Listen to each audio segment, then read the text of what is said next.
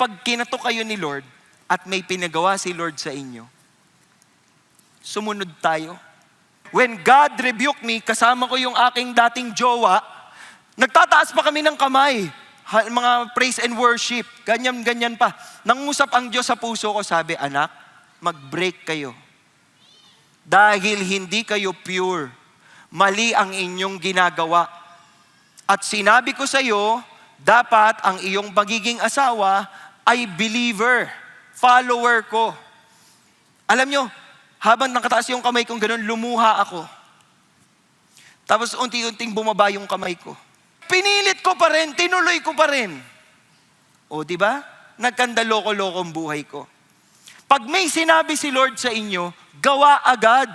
Sunod agad. Kasi kung tunay ang pananampalataya natin sa Panginoon, wala tayong dapat ikatakot.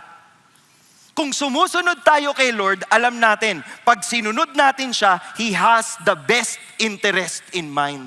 Alam niya kung anong pinakamakakabuti sa atin. Pag sinabi ni Lord, tama na. Tama na. Suko mo na.